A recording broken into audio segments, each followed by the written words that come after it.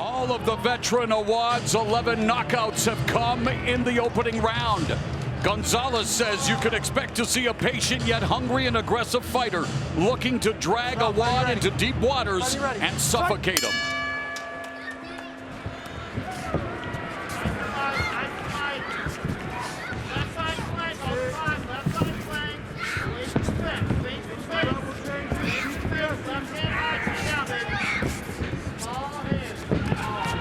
Gonzalez obviously doing his homework, cognizant of Awad's power, as I just mentioned, all 11 knockouts in the opening round. And of course, when you talk about experience in MMA, conversely, you're also talking about wear and tear. Left kick knockout by Gonzalez, and mamma mia! Chris Gonzalez has just touched Saad Awad. Well, like I said, coming off of that loss, I think he learned a lot. He faced a guy with a lot of experience in Goichi Yamauchi, who beat Chris Gonzalez. Gonzalez said, hey, I learned my lesson. I know where I made mistakes. I know what I have to do. Man, he went out and did it, Laurel. Straight out of the Mirko Krokop playbook. Left head kick, knockout, lightning fast.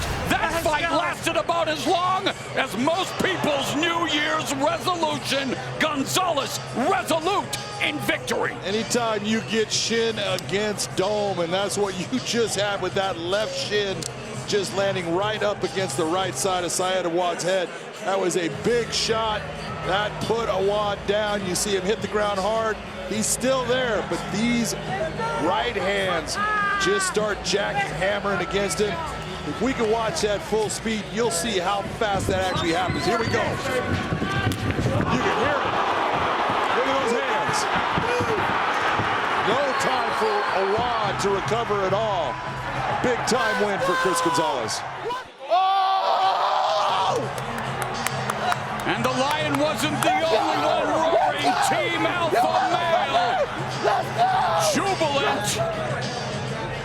Watch the trauma. That, you can see it shake the head. Big time shot.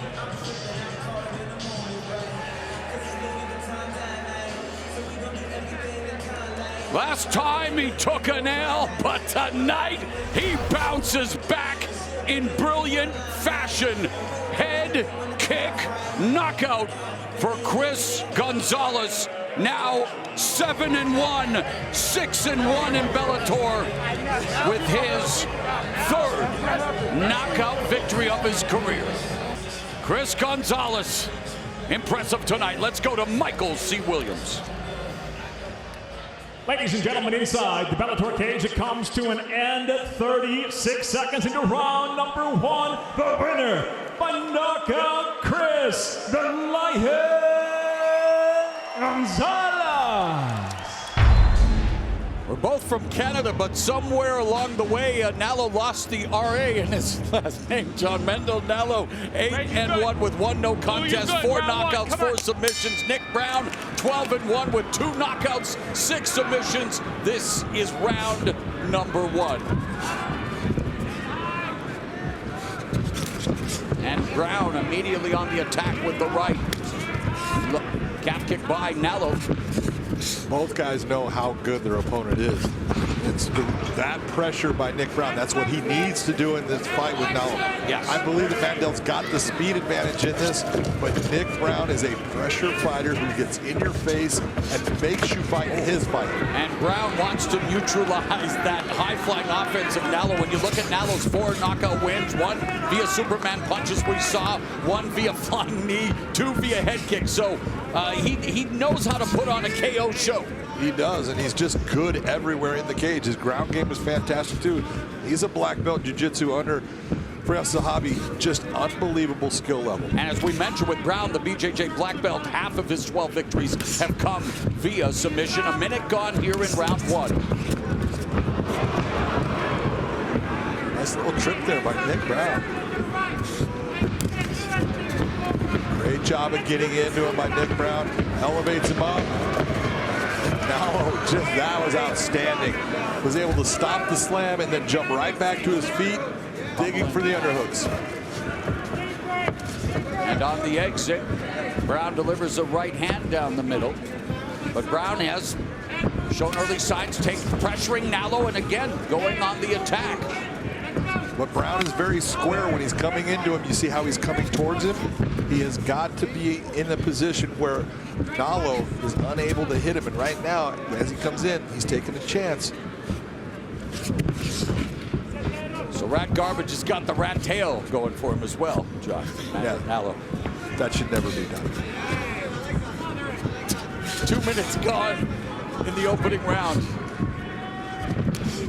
I just had the visual of when Frank Shamrock showed me a picture of him having a rat tail back in the day.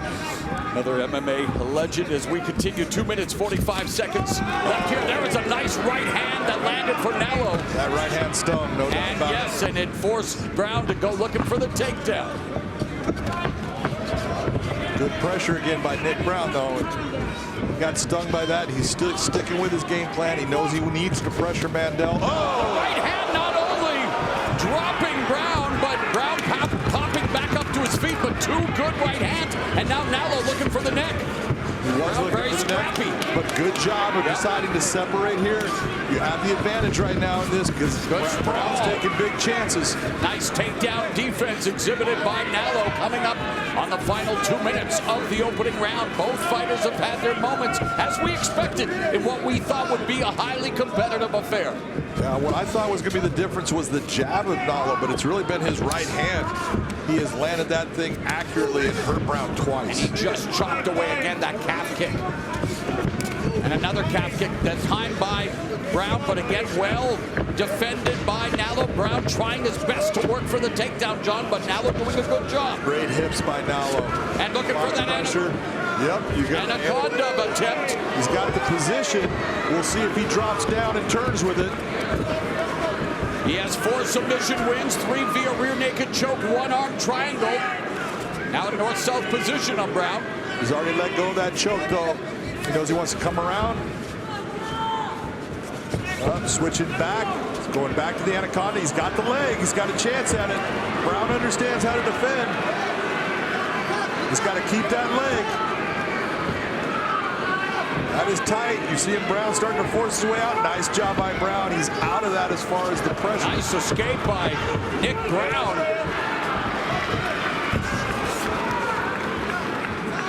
As it was Mandel Nallo that was hoping to make Nightwill go night-night. But Browne escaped the submission attempt. Final 40 seconds of the first, and again, countering the calf kick. Browne looking for the back of Nallo and delivering some right hands under the armpit. Now getting himself up against the cage to use it as a balance point. Right back, gets the underhook. Very nice job by Mandel Nallo.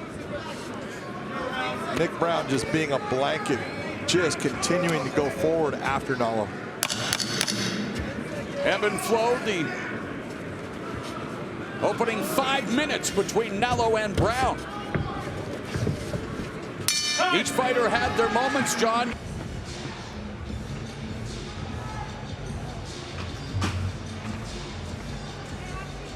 Mandel Nallo has never been to the judges as a pro. Longest fight, 11 minutes, 16 seconds. Opening minute. This is the 11th minute of this fight, John, against Nick Browne. Boy, he just missed that right hand. It hit, but this wasn't quite on target. A lot of power on it. And it was expected that Browne would be one of Nallo's toughest opponents. No doubt about it. I thought this would be a very tough fight just because Nick Browne sticks with what he's best at. He never gives up on it.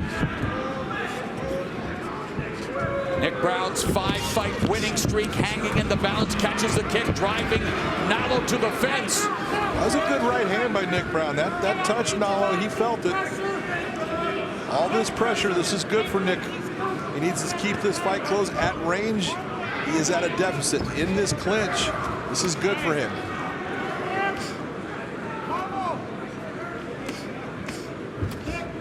Shoulder strikes by Nallo as Browne delivering just some glancing blows to the body, trying to remain busy.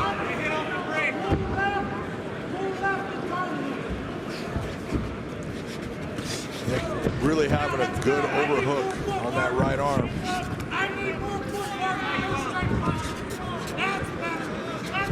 Still to come tonight, of course. Main card culminates with a pivotal matchup at 170 pounds. Naaman Gracie, Logan Storley meeting in the first 5-round non-title main event in Bellator MMA history. That's coming up later tonight on Showtime. Here we conclude the prelims, round 3 of this lightweight matchup between Mandel, Nallo, and Nick Browne. Browne looking to secure the takedown defended by Nallo. You know, he was on that single leg. I do like the fact that at least when he knew he was not going to get it, he tries for that strike to finish it off. Would like to see a little more dynamic action, especially again, John, with so much at stake in their respective careers. Now less than 3 minutes left here in the second. And there's the attack by Browne on Nallo. Nick Browne dropping Mandel Nallo at the midpoint of the round and fight. And it may not go much longer. It is over. Nick Browne has knocked off Mandel Nallo. And Nick Browne going to town with his ground and pound.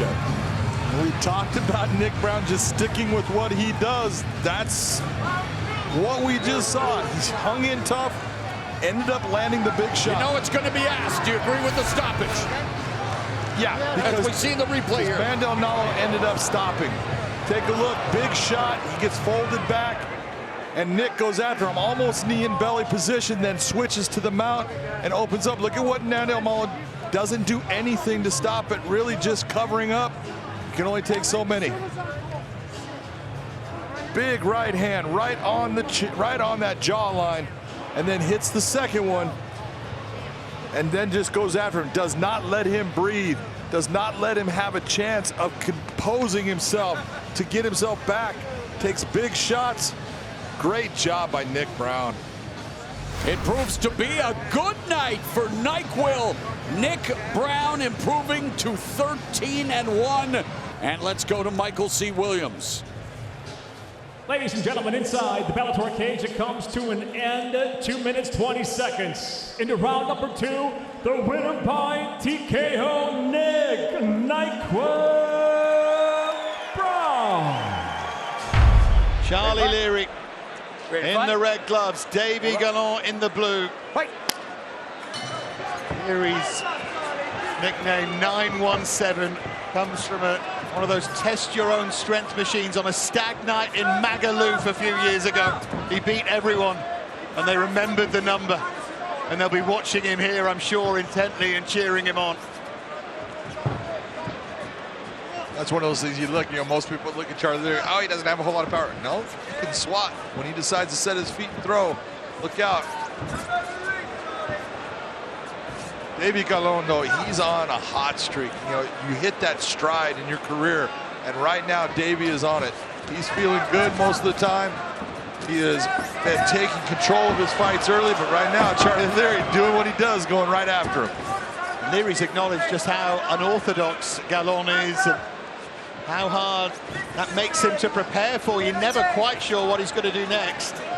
His judo is outstanding, and he will get beautiful hip tosses. He's got nice foot sweeps, so in the clinch position, Charlie needs to be very aware at all times.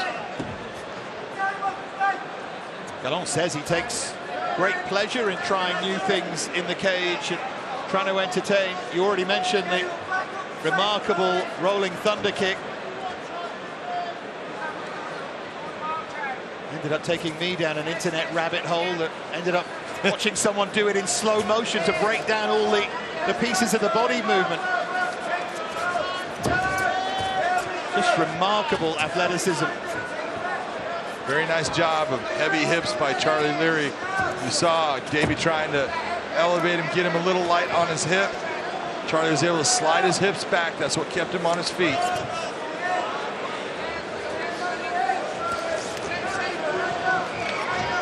Early exchanges.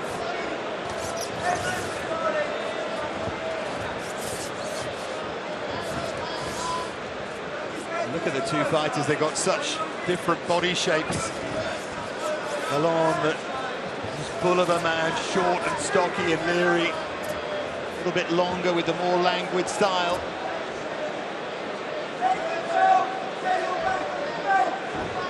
Anytime you see them in this clinch, though, this is where Davy, this is where he lives. He is comfortable here. He's not working as hard as Charlie's got to work in trying to keep him in the upright position. So this is, you know, an a la Randy Couture. He would wear guys out up against the cage just based upon he was just better there in the clinch. He didn't work at the same level as you did to stay up. Those are great little chopping kicks to the thigh and then the knee as well. Trying to do damage, just slowing up those legs.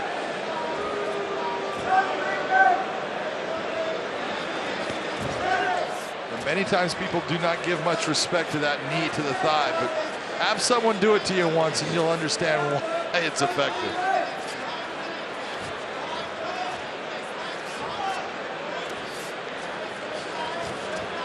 Working himself into a really good position here, Gallon, using that strength. Gallon doing very nice spinning elbow attack. That ability to say, I'm okay with, you know, trying this and separating and not having to stay in the clinch, that right there is one of the differences we've seen with Davy Gallon. Don't be surprised if he tries that spinning elbow again. He went for the kick. He's got so much in the locker, Davy Gallon. Two very accurate kicks to the body. Yeah, but real nice right hand counter by Charlie Leary. He's starting to lunge a little bit with those shots. He needs to make sure that chin's tucked.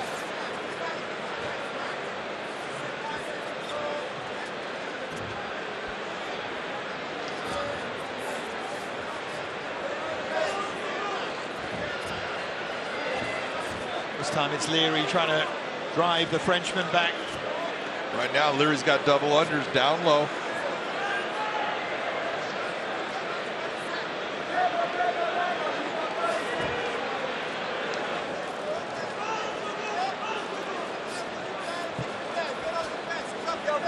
That's a tight first round. Here he goes. Looking for beautiful the arm toss.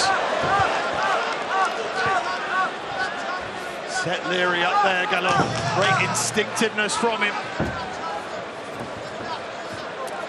What's the back of his head? Really strong finish to the round here from Gallon. Stop! Clean break. How did you score that opening round, John? You know, I thought it was a very close round right up into the end when you finally got that arm toss, got to the back, a couple of hammer fists. I think it was the difference in the round, really. I would have given it to Davy Gallon. Round two. In with that flag of Normandy, very proud. Norman is Davy Gallon. Very nice short elbow inside by Gallon.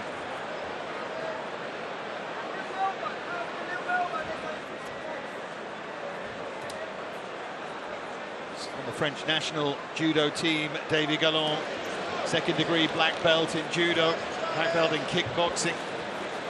Great all-round skills, and he's really proud of them too.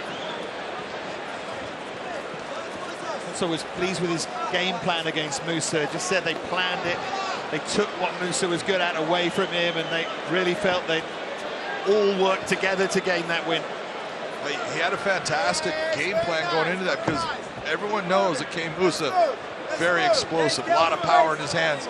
And he matched up with him in that area, but made Musa work and just kept on being just a little bit out of range and then coming in and making his arms heavy with the grappling. Very smart game plan. Used his feet as well, didn't he? Negated that, yes, those Musa hooks with good movement. Good to be adaptable, and he's having to be adaptable again here. Charlie Leary will not stop coming forward. And Charlie Leary is giving Davy a lot of problems in the clinch, proving that he's a lot more difficult to take down than I think Gallon thought he would be. Good right hand there from Leary.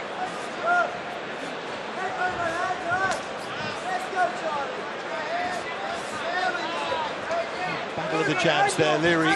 Useful jab at Gallon, showing that he can strike as well. Both aiming left hooks.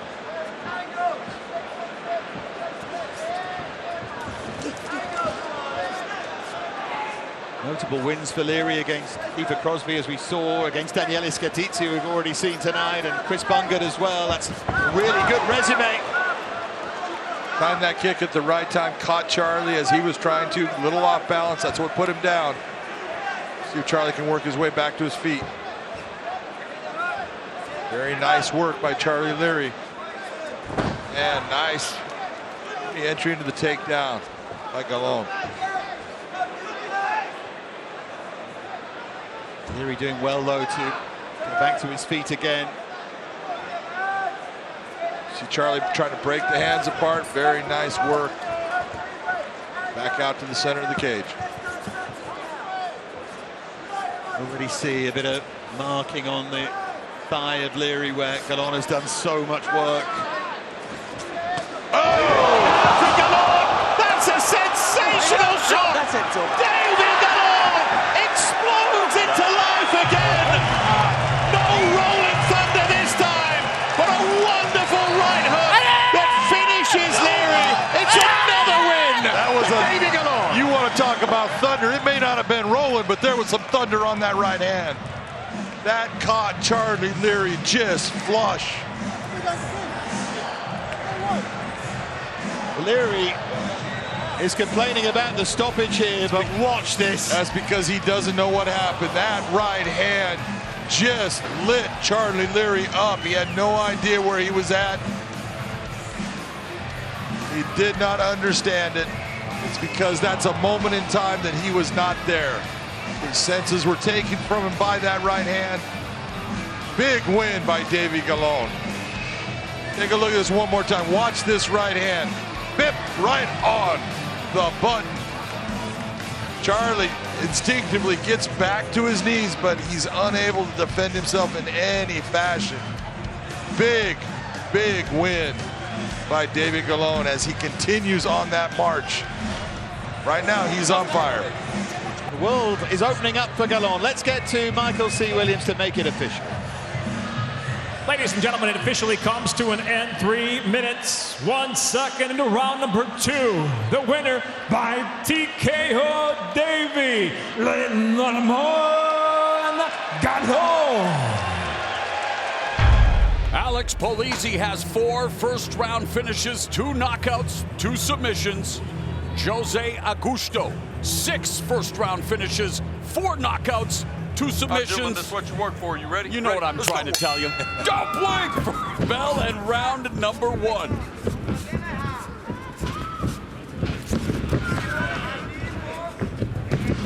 And there, a right hand that cracked the jaw of Polizzi, and Polizzi ate it like it was nothing. Yeah, but it definitely got his attention, and he cannot take a whole bunch of shots like that because that was just past his guard. And you heard the noticeable thwack. Yeah, you heard it because it landed. And now the sprawl by Augusto defending the takedown attempt of Polizzi, who went the takedown route after tasting the power of Augusto. And you saw that sprawl, and you saw Polizzi's head get smashed into the canvas. That did not feel good. Coming up on an Iranian lift. Beautiful job by Looks like Polizzi. he's going to do it a more drop her Pururesu move, but instead ends up side control on Augusto.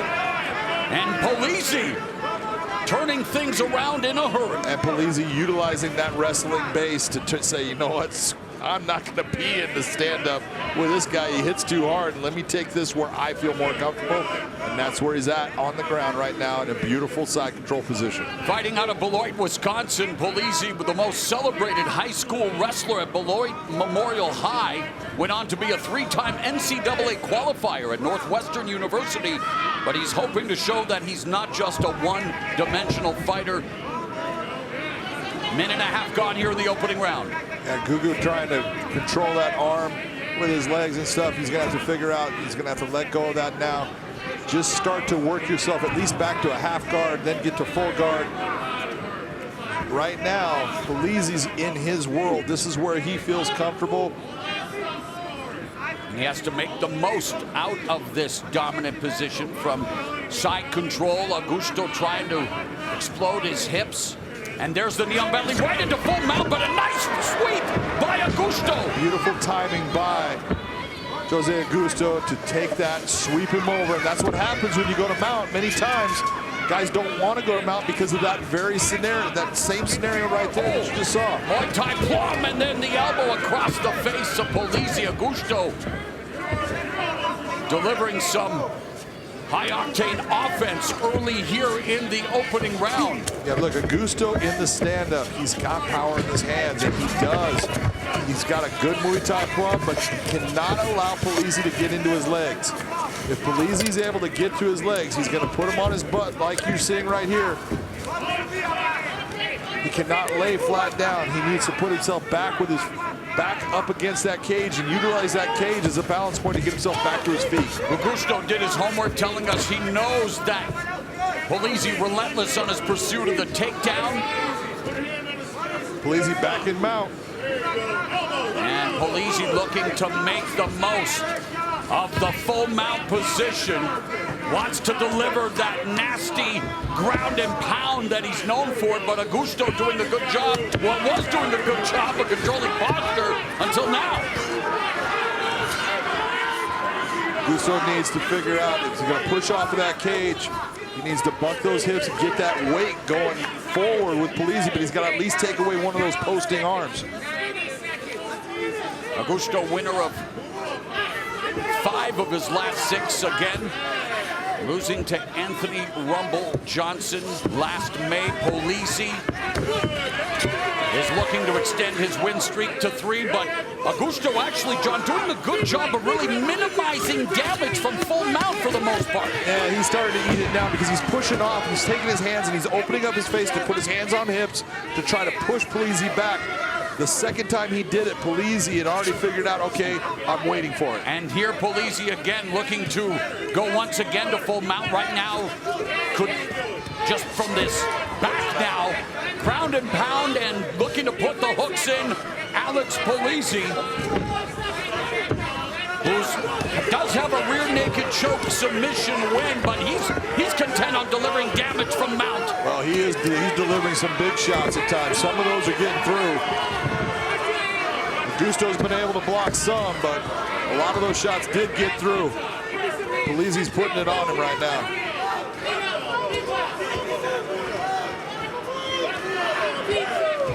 Alex Polizzi putting it on Jose Augusto.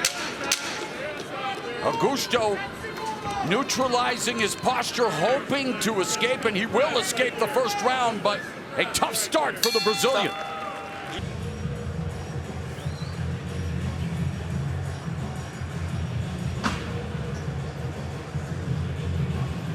Polizzi's a corner addressing what he should do if Augusto gets back to trying to push on the hips to get out of that mount position. Bell and round number 2. Alex Polizzi, Jose Augusto. Heavyweight division! Augusto nails Polizzi! What a knee! And Polizzi desperate to remain alive. Polizzi back on his feet, but for how long? Augusto ambushing Polizzi, and it all began with a nasty knee. That was a huge knee that he landed. And right now he's making the mistake of allowing Polizzi to get a hold of him and hold on and take away all of that beautiful work. Augusto laying flat on his back, kind of gassed himself a little bit, trying to get rid of Polizzi. And Augusto's opened up a cut on Polizzi, blasting him with a knee that somehow now has Polizzi in side control on Augusto. Polizzi is still hurt. Look at him falling right off of Augusto there. He took a huge knee and then he took a big shot. Oh, and a bad elbow strike, and Augusto measuring up Polizzi.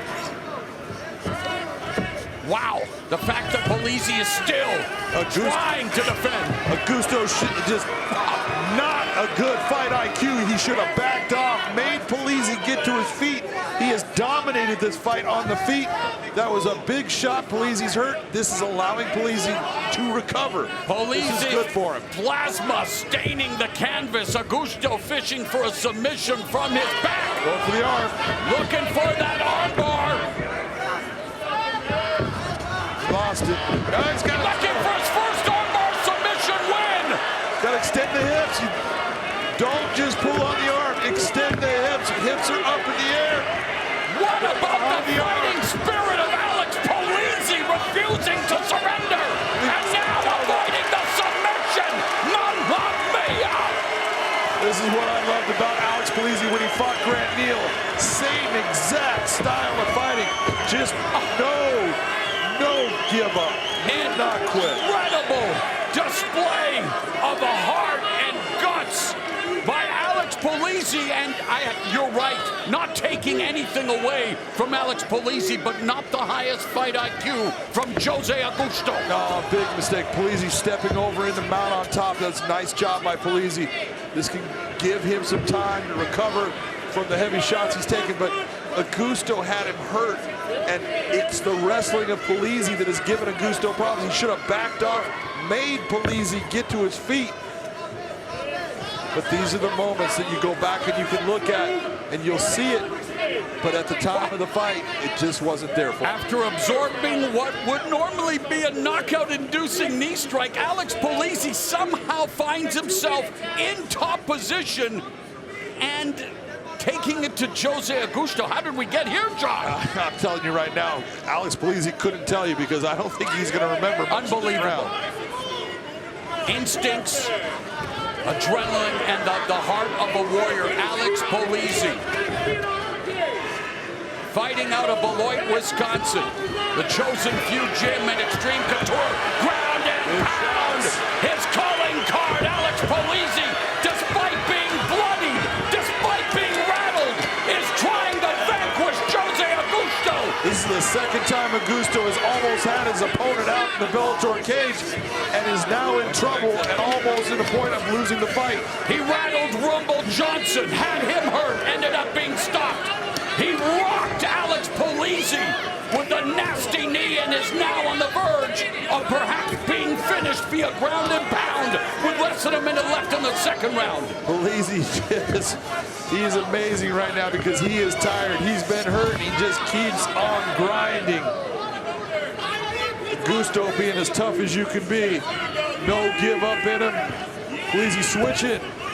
Man, Polizzi's just having his way with Augusto on the ground despite being nailed upstairs. Mo, you're so right. He is just having his way. He is moving around on it. Oh, nasty elbows to the rib cage of Augusto. An incredible round, an incredible display of Alex Polizzi's fighting DNA. John, so much to unpack in what has been a sensational second round, but Alex Polizzi ends up on top heading to the third. Wow! Let's take a look at what started this whole thing. Here comes the flying knee. Look at how it lands flush, Moro. I mean, you can't land it any better. Polizzi eats that. He is seriously hurt, but he sticks with it. Check this out. That lands as clean as you're ever gonna find. That's amazing that it did not put Alex Polizzi out. That jaw should be tested for titanium, Look John. at this, look at this. Oh my God, unbelievable. Take a look at this in real, let's see real speed. Watch how fast, oh! Popped his head back like a Pez dispenser. And then it goes, he's on top, he's got the arm bar, but he doesn't do the right things. Take a look at the legs, the little things make the difference. Polizzi comes out on top, and from that point, he puts it on Augusto. This has been an amazing display by both guys. You grow by overcoming adversity. Alex Polizzi must feel like a giant heading into round 3. What a fight, and what a second round it was. And now for Jose Augusto, wasted opportunity in that second stanza. Oh, absolutely. You know, things led to mistakes that put him in bad positions because he was in control of that round. He had that round. He had the fight. Just didn't use that fight IQ that we talk about all the time to think about how to put Polizzi in a bad position. And Polizzi, staring at Augusto, has recovered as much as can be expected and showed that in that second round while continuing to take the fight to Augusto. Looks for the takedown, the sprawl by Augusto, but immediately Polizzi takes them back. Yeah, there was the sprawl, but you saw Polizzi come out under, and now he's got the neck. And Alex Polizzi take a bow. After almost being finished, Alex Polizzi storms back to finish Jose Augusto, recording his second rear naked choke submission, his 5th submission win overall. He is now 10-1 with 8 finishes, none more memorable than this one. Oh, this is a fight they will talk about for a long time. This is that last round. You see Augusto gets the sprawl, but Polizzi just ducks out under, comes out on the back, and right away locks in the rear naked choke, and Augusto is just, he's exhausted from the prior activity of the 1st and 2nd round. Nothing there to stop it. Choke's locked in. That's a beautiful win by Alex Polizzi. Reversal of fortunes here tonight. Let's go to Michael C. Williams. Ladies and gentlemen, inside the Bellator cage, the tap by way of a rear naked choke, just 49 seconds into round number 3 by submission, Alex Polizzi.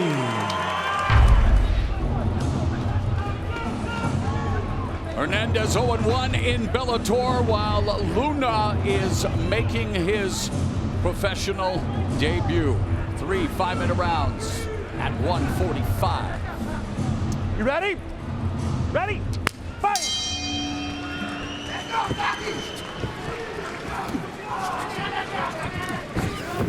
Sharp jab, and boy, they come out throwing with bad intentions, and Hernandez getting the better of the exchange, although Luna willing to step into the so-called danger zone as well. Fast start here, John. Yeah, but he's dropping his hand and his chin is out there, so he needs to take his time. When he throws those kicks, make sure that you're at a distance, cannot counter. And already early, Socrates, Hernandez mixing up his attack, John, diversifying, but Luna rips a nice shot to the body, and he is proving to be as game as they come here in his professional debut. This is what I was talking about when we watched Socrates the first time. He and Bobby Serrano put on a show. Well, he and Luna looking to do the same and already doing the same. You know, we talked about it earlier. It's the 37th anniversary of Hagler versus Hearns, and not to say that they are by any means of the stature, but boy, they're doing a pretty good impression so far. They're absolutely getting after it, man. This is awesome right now. Drops incredible. And you got to figure for Luna, being this is his pro debut. Oh, adrenaline. Amazing exchanges. Both of them catching the other. Luna being very aggressive right now, going after him. Needs to settle down just a little bit. Pick your shots. Right hand to the body. Nice jab popping. Socrates Hernandez's head back. It is fistic fireworks, the order of this fight. And we are just getting started. Nice 1-2 again. But it's Hernandez who catches him with a sweeping right. But John, they are toe-to-toe. Knee up the middle by Hernandez. And Luna responds in kind, but it's Hernandez that's been doing a better job of mixing up his attack, utilizing all of his weapons. Absolutely right. This is the second time that Luna has lost that mouthpiece, meaning that mouthpiece is not in your mouth, sir. Well put together. Take a look at those strikes right there. Luna landing at a 47% clip, 39 for Hernandez. I think the big difference, nice. Wow, Luna just going to the body, swinging wildly, just biting down on his mouthpiece. And here comes Hernandez, just tremendous stuff. Back and forth, and Luna can take a shot. Luna is wearing a crimson mask right now. His nose bleeding. Sharp jab by Hernandez. That mouthpiece keeps on popping out. Beautiful shot. Wow, both of them. But it's Hernandez who throws in combination.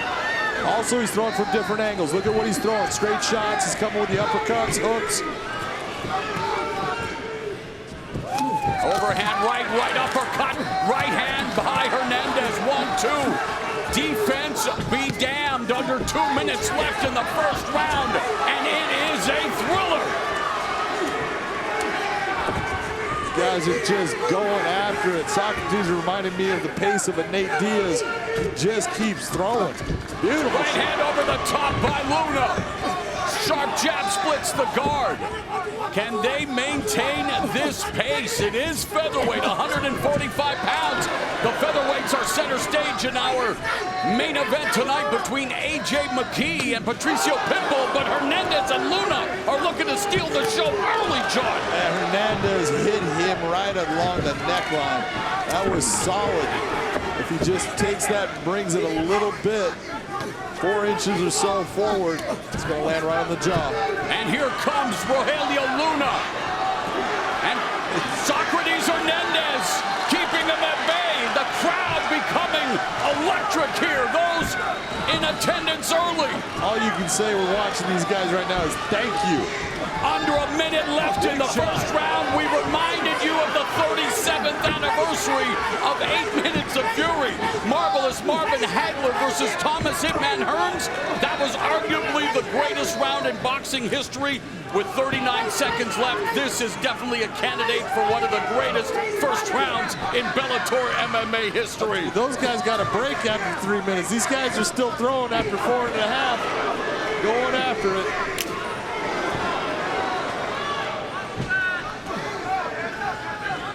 Blood and guts fully on display.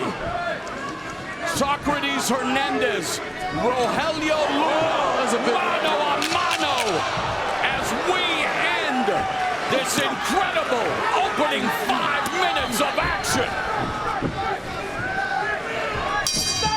Wow!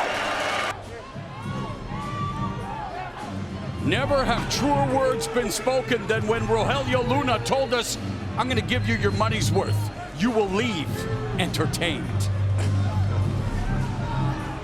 He's done all of that and more, despite being on the receiving end of a relentless assault by Socrates Hernandez, and of course, Luna landing his fair share of shots. Oh, absolutely. You have the unofficial scorecard. I was enjoying it too much. I'm going even if they both let it. Luna might have taken that. That was a great round.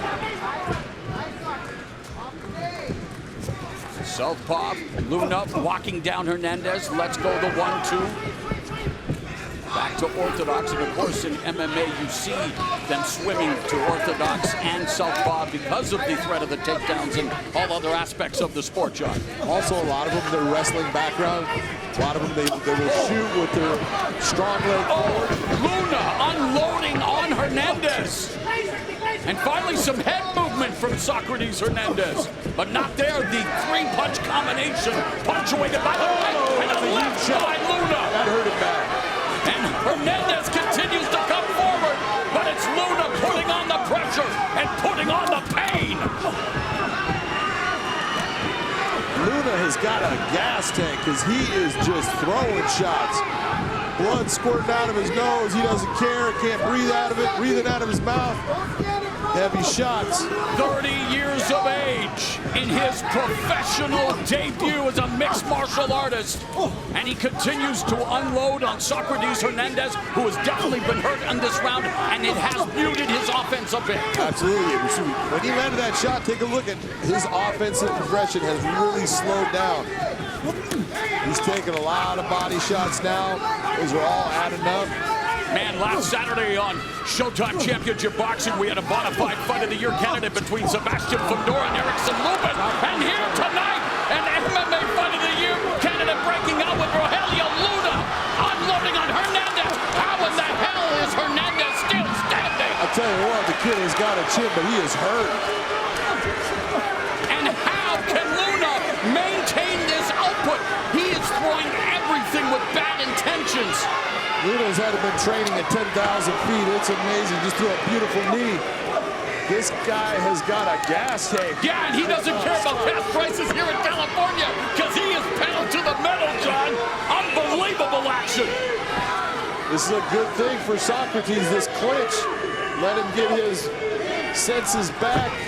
Slow this pace down. Knee on the exit by Luna, and again he goes on the attack, targeting the head of Socrates Hernandez. Big body shot by Luna. Socrates could not take many more of those. My God. Right hand, left, right, and Luna continues to score. Now it's Hernandez going behind. Waist lock by Hernandez, trying to thwart the assault of Luna.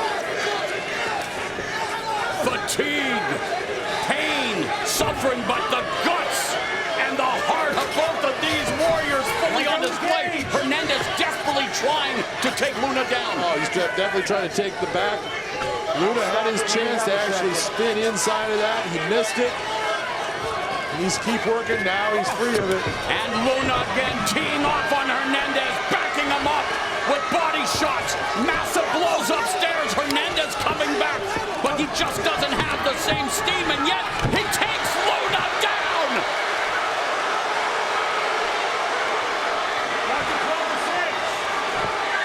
Oh, look at this! Socrates Hernandez! He needs him working under the chin. He's got a chance. Easter weekend! Socrates Hernandez looking to come back! He's got to move the position, get himself centered on that back. Looking to resurrect his fortunes in this fight. Under a minute left. Nice job by Luna to stay calm in that position. Never panic. He's got a baseball grip on that arm. He's trying to hold on to that right arm. He just let go of it. And again, Hernandez looking for that rear naked choke. Looking to spoil what has thus far been an electrifying professional debut for Rogelio Luna. He's got it on the jawline. There's a lot of pressure on that jaw, but the choke won't work. It's more of a pain situation at that point. In just his professional debut, Rogelio Luna has had to overcome almost everything you can expect in a mixed martial arts fight.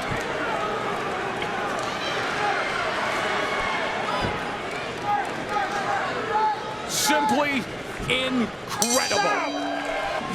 In between rounds, Big John McCarthy took off his headset and said, Luna's not even breathing hard, man. It's incredible, the pace, the output, and the adversity that he's already had to endure. And what about Socrates Hernandez?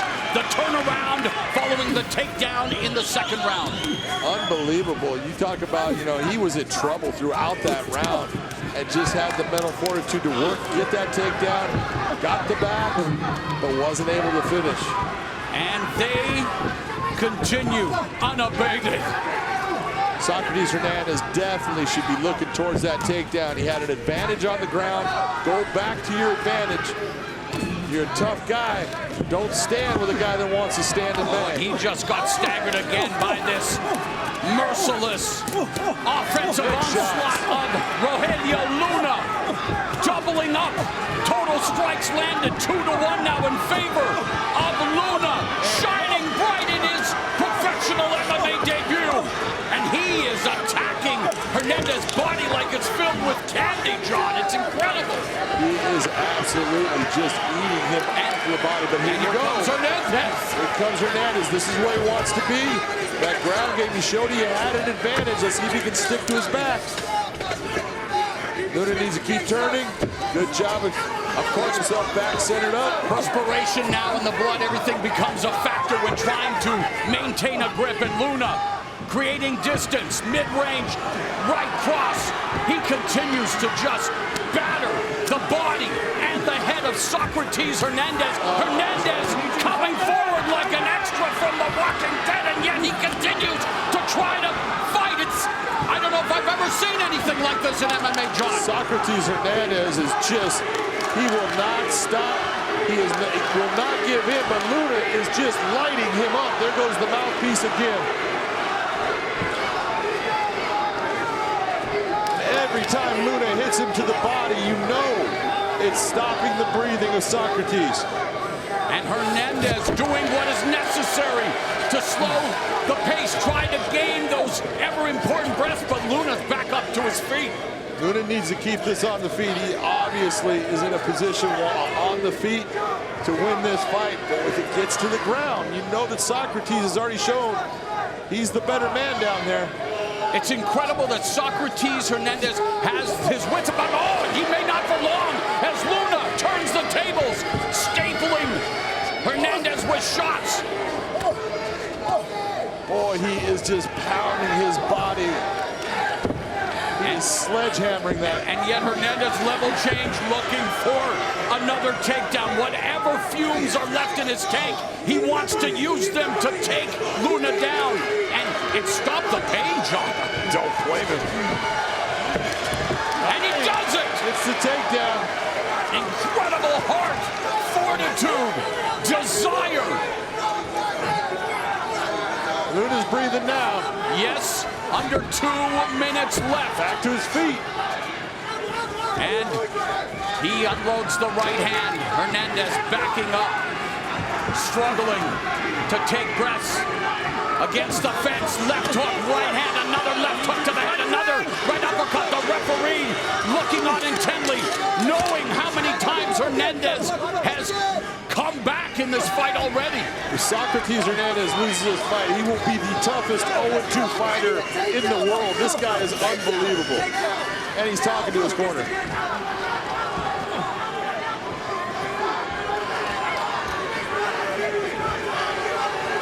Another body shot, right uppercut, left hook combination.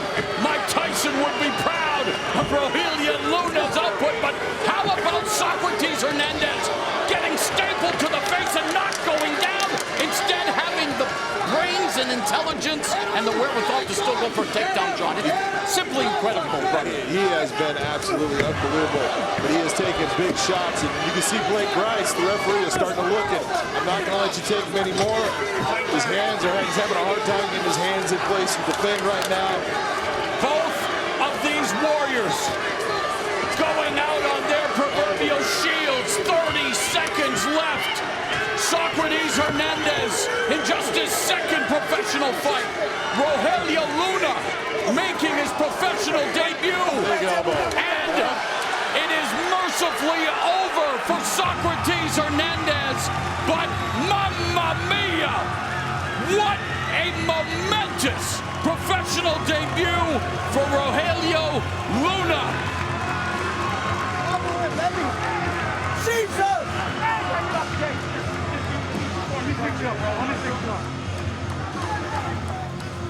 And just like Hagler Hearns, it ends in the third round. Now, granted, it was scheduled for 3 rounds. You know what I'm doing here, brother, and this is worth it. Oh, my God, this was unbelievable. Socrates Hernandez just eating those body shots, trying to hold on, looking for the takedown at any chance he can get it. But Luna was just non-stop throwing shots, elbows, punches, knees. He was just a machine. Eventually, you saw that Socrates was having a hard time even seeing where the shots were coming from. Here comes the finish. Watch the shots. Elbow. You see him bring the hands up. He's taking big elbows there. Blake Grice, the referee, has seen enough. He brings an end to one of the most unbelievable 3-round fights. Let's go to Michael C. Williams. Ladies and gentlemen, it comes to an end at 4 minutes, 48 seconds into round number 3. Referee Blake Grice waves off the contest due to strikes. The winner by TKO, Rogelio Luna.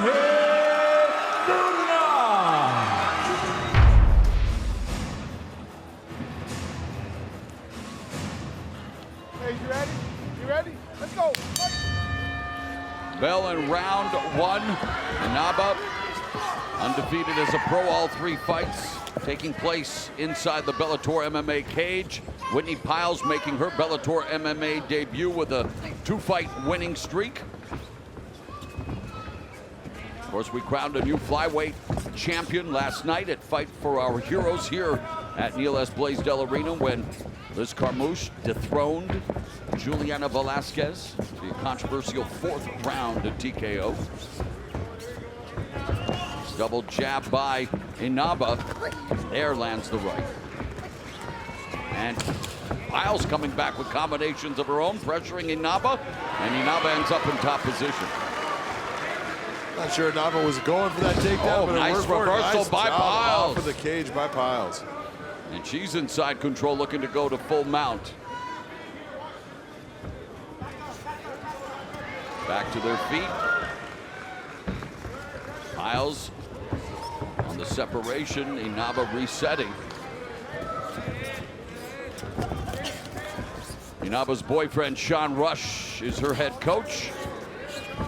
Fighting out of Maui, Hawaii. Oh, what a knockdown! What a knockout! Sumiko Inaba is 4-0 with her third knockout win, getting it done in less than one. Advil.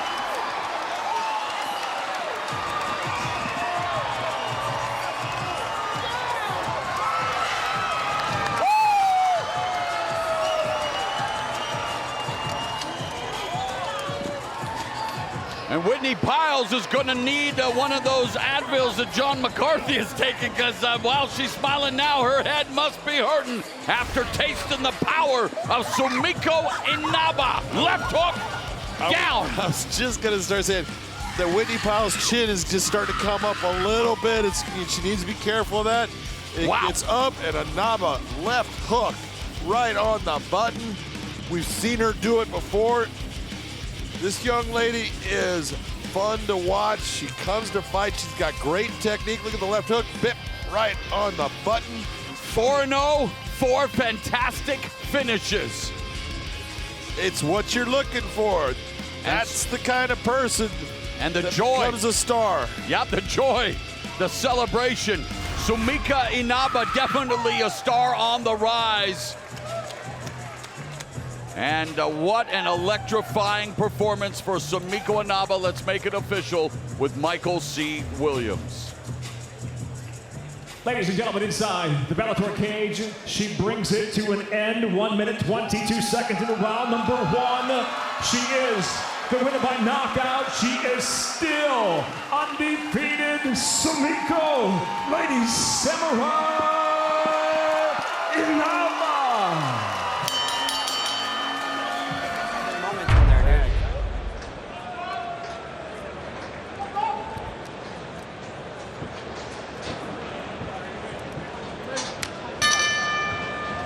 So Oliver Enkamp, the Swede, in those red gloves, up against Mark Lemminger, already looking to land big shots. And Lemminger trying to follow the game plan of Kyle Crutchmer of Bellator 272.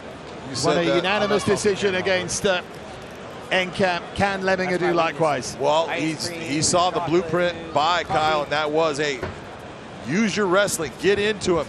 But Oliver Enkamp is very good on the ground. His stand-up is dynamic, and if he's in the top position here, you see Lemminger looking for that guillotine choke. He's got his head up. Yeah, I'll be looking to make my own variation at home for sure.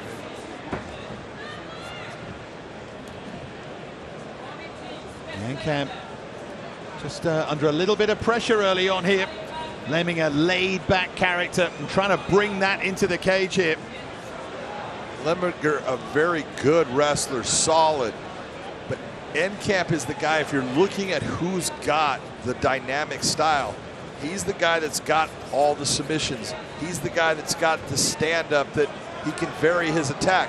Lemminger can definitely slow Enkamp down and get the win using his wrestling, but he's going to have to be in a position with, not like we're seeing right here, with his back against the fence is not good for him. He needs to switch this around. Put Enkamp's back there. Enkamp actually going for the takedown. Nice job. Look where he's holding that ankle. That's going to control the ability of Lemminger to get back to his feet. Says that he's creative, dynamic, and unpredictable, Oliver Enkamp. I think he's all of those things, and he's produced some stunning moments already. The spinning back fist against Lewis Long was the standout moment in Dublin. Great job by Mark Lemminger to get back to his feet. Enkamp not giving up on this. Enkamp actually out-wrestling the wrestler in Lemminger. Lemminger wrestled in the second grade, wrestled all the way through high school. Squeeze here on Enkamp, well, he's got the squeeze, but he doesn't have the position. And that's the real difference. You can see the hand. It's not that it's not tight. It's tight. But you see that hand that with Enkamp, that's keeping him from being in danger. That's keeping that pressure from being so tight that he can't keep it. And now, what are the arms of Lemminger, who just squeezed really hard in a position you go, don't go all out on that. He just squeezed really hard, so it's going to be a little bit more difficult for him now to move and do the same types of things because his arms are going to start to fill with lactic acid. Enkamp's an interesting character, loves to test himself in different martial arts, travels the world to do it as well. He's trying to currently out-wrestle the wrestler. Right now, he's doing it.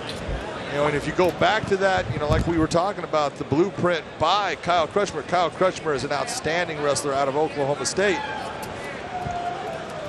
Enkamp keeps on putting his head in that position.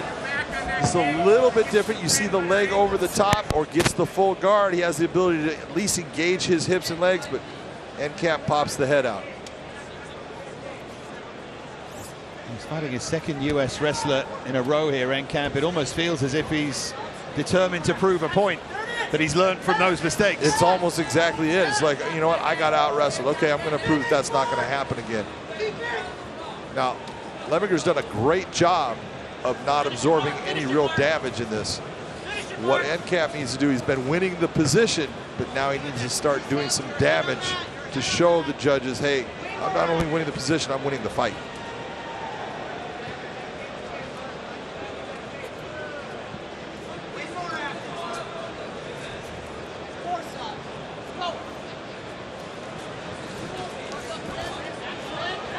Now Enkamp's had enough of that, trying to do damage on his feet.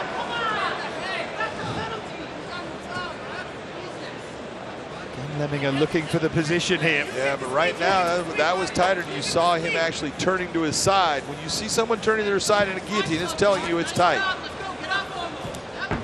Up kick then from Lemminger. Enkamp stayed there a little bit too long.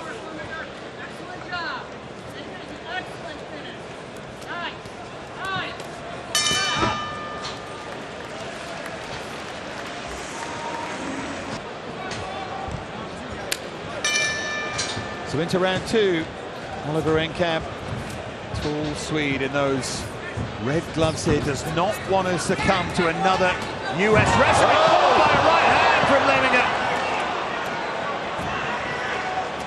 Lemminger. Enkamp wrestling, Lemminger striking with success. The world turns on its head here in the Bellator cage. Lemminger's still working for that, trying to get to the top position. Now he's got it. Good scramble by Lemminger not to end up on the bottom. Needs to be careful of losing this position right here. He's getting a little bit high.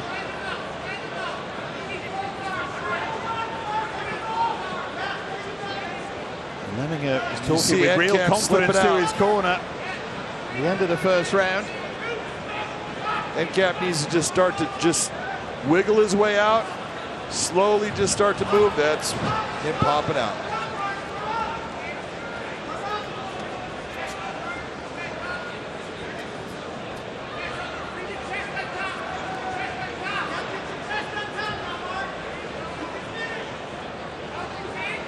Targeting that neck again.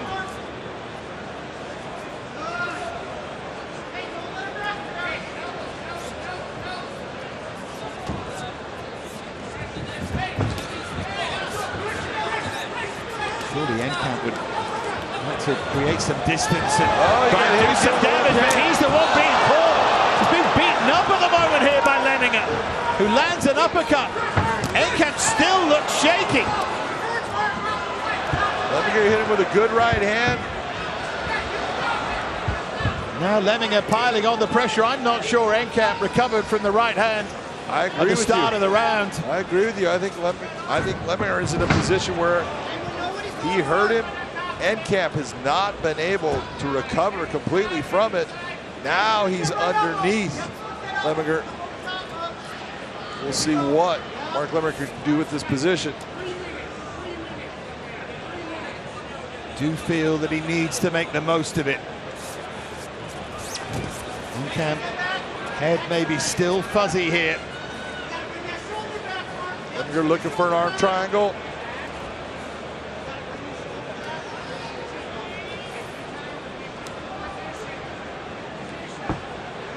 I'd like to see Lemminger drop his hip down. He can't do that based upon the leg of Enkamp. Now Enkamp's got him in full guard. That makes it a very difficult choke to be able to work because you just can't create the angle that puts the pressure on the carotid artery and makes you go out. You can see how confident Enkamp was in the position when he gave the referee a thumbs up from that bottom position.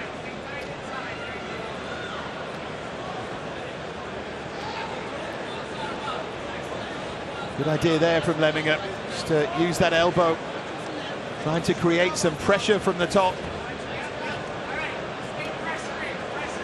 Enkamp going to a mission control, using the rubber guard here. Nice work by Mark Lemminger to get past the legs. See Enkamp using that shield inside, but Lemminger's in a great position to do damage or pass to side control. Lemminger says that he was going into this fight, as he says, careless. And he says, I'm a dangerous fighter when I don't care. Not worried about risk. Not too worried anyway.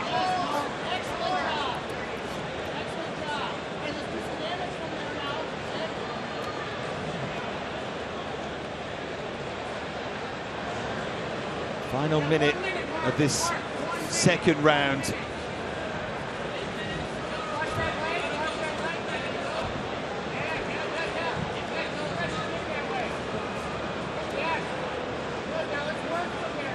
Lemminger using that half guard position right up on him, put a lot of pressure with his shoulder into Enkamp, smashing him down there.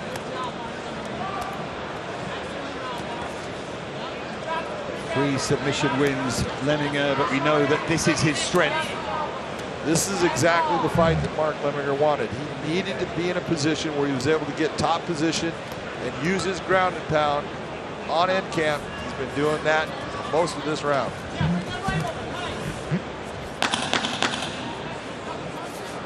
And he hurt Enkamp with a couple of right hands, and Enkamp never quite recovered in this second round.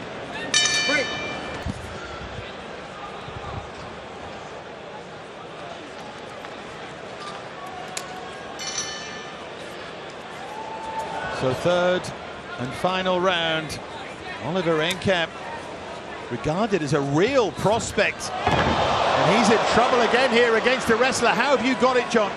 Right now, I've got this fight at even. But Lemminger is in that position, looking for the buggy choke. He's got him locked up. That is not an easy position to get out of. There it is. Just like that. Turns it round. Just that little touch of brilliance was enough. This is what we were talking about when we said so many ways for him to win. Look at what happens here. He goes for the spinning heel kick. He gets caught, but right away takes the leg, sticks it over, and then locks up a buggy choke here. He has that tight. That side control position is not good when you have those legs wrapped here. Big time submission win for Oliver Enkamp. And what was looking like a struggle suddenly looks like a statement. He is improving, he is learning, and that great variety that he brings to his work in the end is what gets him the win. Beautiful, beautiful submission attack by Oliver Enkamp. You thought he was in trouble, not in a good position, still able to use that brain, work his way into that choke. Awesome. Wait to make it official here. He'll be so disappointed, Lemminger. You could just see it from his reaction. He knew he was winning the fight potentially, but let's make it official with Michael. Ladies and gentlemen, inside the Bellator cage, the tap comes officially 25 seconds into round number 3. The winner by submission, Oliver Enkamp. Oliver Enkamp then with a brilliant turnaround submission win. Sabah Homasi's made it clear he wants Mendonca to meet him in the center of the cage. He's won 5 of his last 7. Mendonca's won 5 of his last 6. Let the fistic fireworks begin.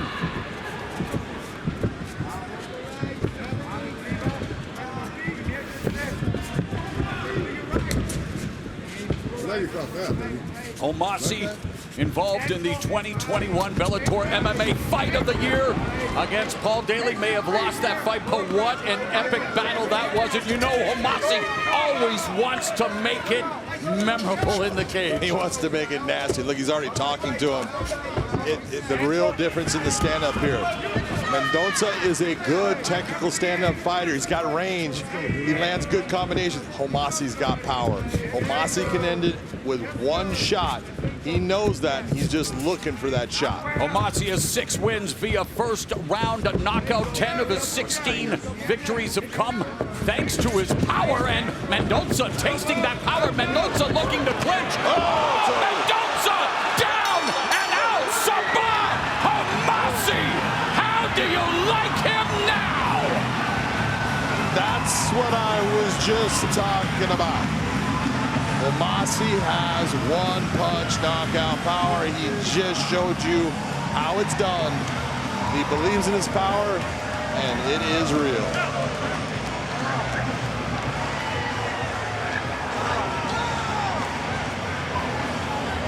I told you.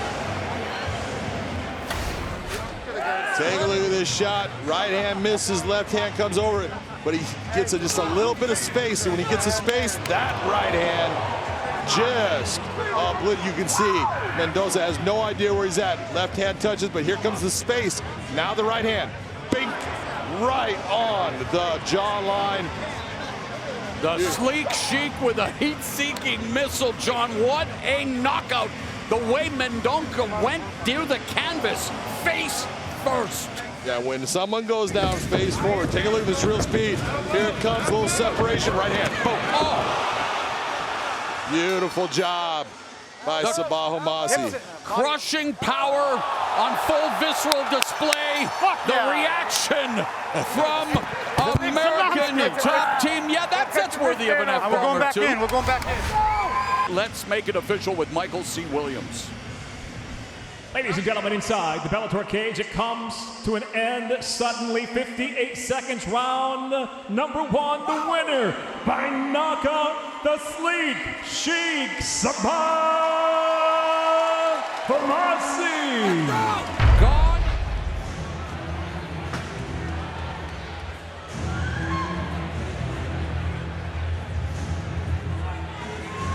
Ready to fight? Ready to fight? Let's go. A new chapter begins. Matt Downey says wrestling wins fights. It's hard to explain, really. You see the grappling immediately and the strong takedown. The difference, being an NCAA All-American is an extraordinary accomplishment. But when you're talking about the freestyle, Olympic level, this is a different place. Matt Downey went there, immediately steps over into full move. And like I said, right now he's going into a submission. It's going to be on. Yeah, he's got, that's it. Beautiful job of that, pushing that arm over, gets the choke. And that's what I was talking about. He's not just a wrestler. He's turned into a submission grappler. He is dangerous on the ground.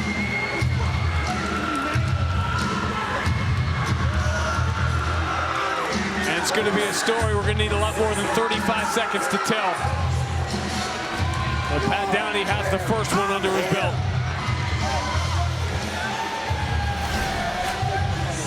Right here, Pat Downey gets the body lock, goes up, turns, beautiful takedown, and then immediately from this side control position, switches the arms, switches the hips, squeezes the elbow in. He's got the arm set where he wants, takes and puts pressure on it. You see the pressure creates that jump where he now jumps into the mount position, and he just holds on to that squeeze right over, gets it on tight, that arm going across the neck, choking with his own arm. Beautiful job by Pat Downey. John, it's hard to meet expectations when this is set up the way it was, yet he did. Yeah. You will hear Michael C. Williams make it clear. Ladies and gentlemen, inside the Bellator cage, it comes to an end. 36 seconds into round number 1. The tap by way of an arm triangle choke. The winner by submission, Pat Downey.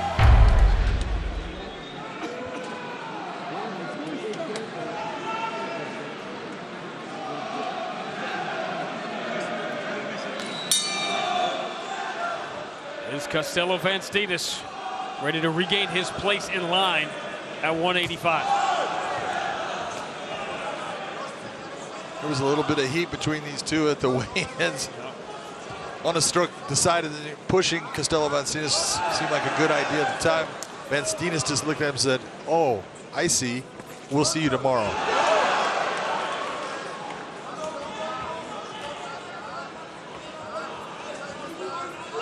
Always when you have a fighter coming off an injury, you want to see how confident he is, particularly in the lower body. Take a look at that low calf kick already by Costello Van Steenis. You can see the lump already on the shin of Onnestruck. At the bottom of the left leg. And if we can see it, he can feel it.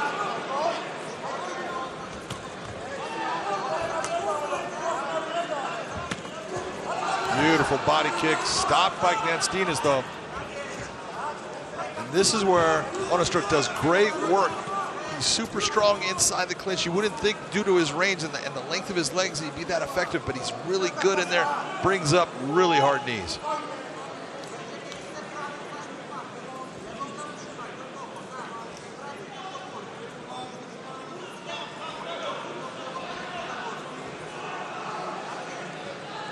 A series of misfortunes have hit Costello Van Steenis. He was going to fight Lorenz Larkin last May. He had a groin tear, he had hernias, eventually tore his ACL. And that could happen just when everything is going great. It can turn just that quickly. Still just 30 years old. The Salter fight was the one that derailed him. He had John Salter. He was teeing him up first 60 seconds of that fight. And then once John Salter got it to the ground, Van Steenis couldn't get back up. And he had a huge third round. There was drama because after Salter had won the first 2 rounds, Van Steenis was toying with it. We were on that 10-8 surfboard for a while in that third round. Absolutely, he was eating John. John took a lot of damage in that third round. It was one of those ones, it could have been a 10-8.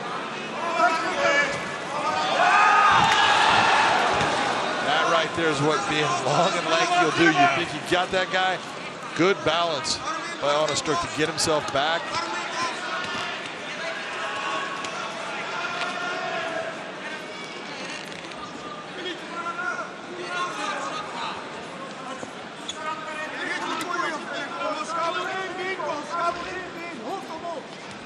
Steenis going back at that left calf where he did the damage in the opening minute.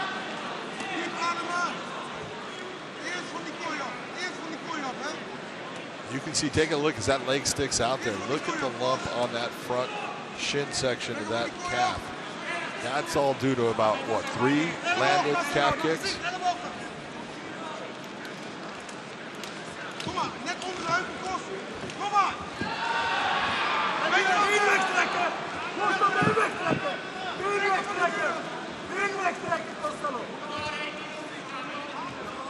And see, there you go. Has the ability with that trip. You see it, Onnestruck trying to get his back to the cage. Quick as he can. And Steenis going to the back. But a good job by Onnestruck. He's not in a bad position. He's got to get his leg free. He's got a baseball grip on the left arm of Van Steenis.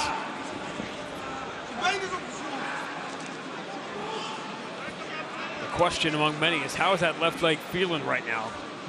Not good. Just telling you, that thing is, you can see. Whoa. Big shot. Not expecting that.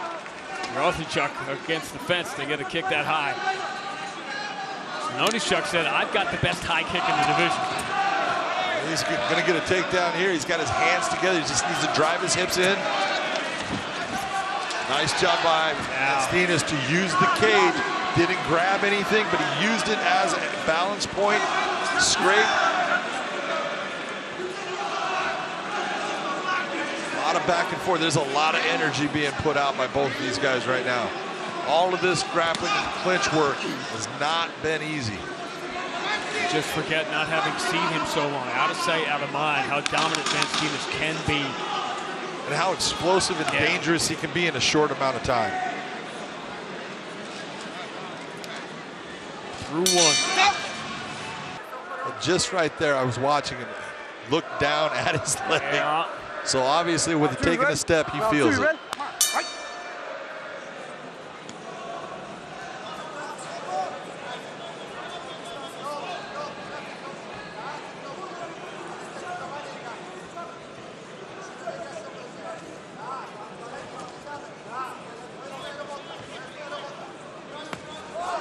Back to it.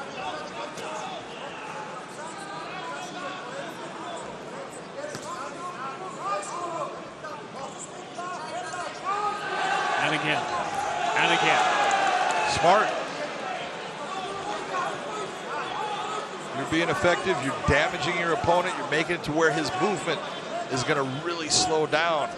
Everything you're seeing out of Van Steenis right now, very smart. There is no tree so tall that it can't be chopped down. That is the truth.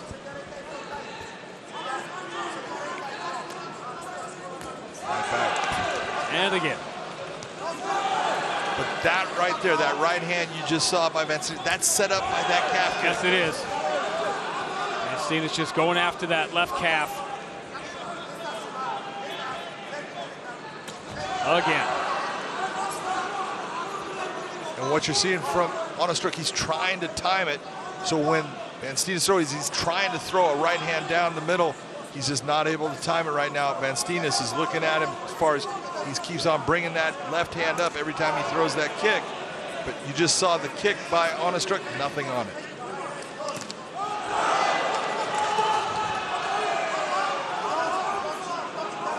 High kick, low kick. Van Steenis locked in.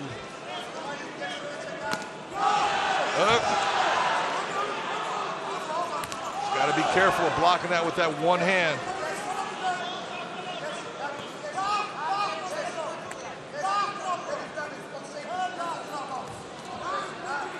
How much of your power do you lose when you lose the base, like he's lost with that leg? Boy, not the back leg, so but much. And you got to really give it, thinking about it as you're looking at it, how long has it been since Van Steenis has stepped foot in the cage? He looks good. We talk about ring rust and things like that all the time. I'm not seeing anything with him. He's been fighting smart. He's effective.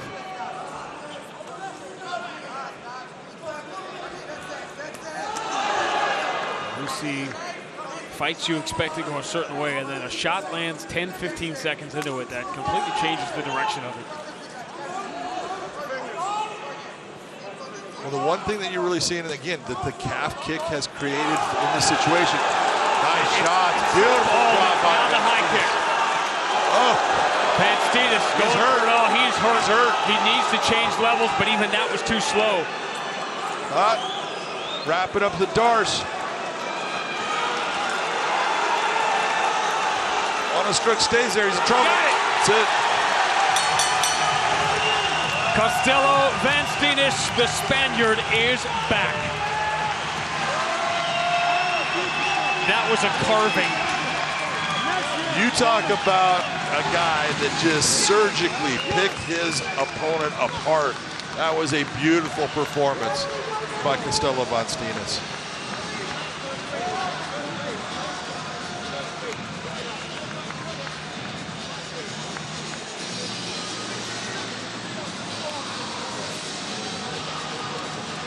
A big calf kick landing 10, 15 seconds into the fight, turned it, and Chuck hung in there. That's a tough kid right there, but this is one of the best in the world, and he looked like he was in prime form. That's 6 shots in a row that landed, even though he got that glove up on the end there, and then you see him come, latches onto that Darce, and once you're under there on that Darce in that position, it is so tight, there's nothing you can do. Great win for Costello Van Steenis. Who stops a guy who had never been stopped and does it with ease. To Michael C. Williams.